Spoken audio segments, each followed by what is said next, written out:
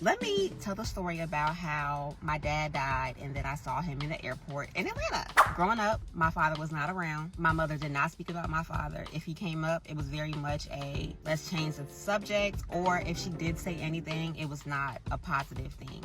So I turned 18, got married extremely young, got pregnant at 19, and I had to move to Charlotte with my mother-in-law and my husband because I could not work. Around 1920, MySpace was the thing. And so I got on MySpace, so I searched my father. We're gonna call him Larry. And I found somebody who I felt like was him. So I reached out, inboxed them, said some things. Does this sound familiar? Do you happen to know this woman's name? All the things that would stick out if he was in fact my father. Well, sure enough, not too long after I inboxed him, he inboxed me back and said, I've been waiting for this day. And long story short, we exchanged numbers. So while we were talking, he said, I've been looking for you for your entire life. And so I'm just finding him. So I want to talk. I want to hear the stories. I want to hear what happened. I want to know who he is. He never left Europe. At the time when him and I spoke, he was in Amsterdam at the time. So he's telling me about his life, sending me pictures of my grandparents, his family, his siblings. But I'm like, let's meet.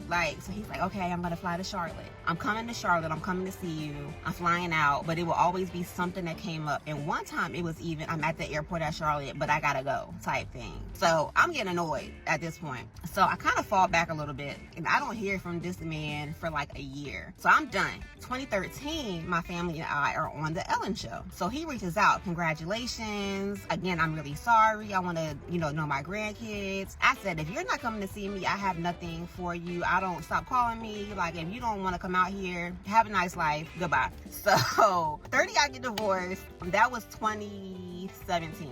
So I hadn't heard from him for a really long time, and he did reach out again, found out I got divorced, apologized for what I was going through. Again, I'm keeping it real simple and short because I don't have nothing to say to you.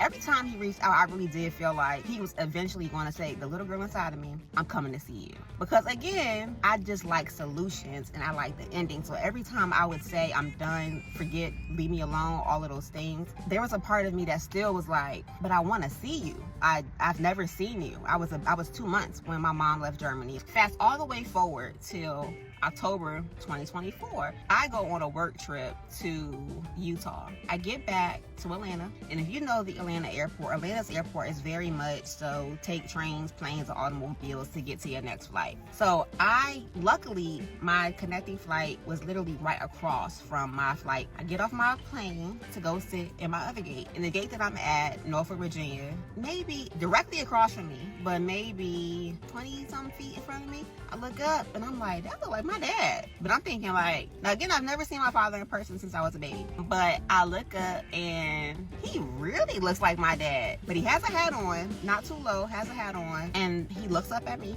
and I can see him kind of hesitate. And then he puts his hat down low and he kind of does like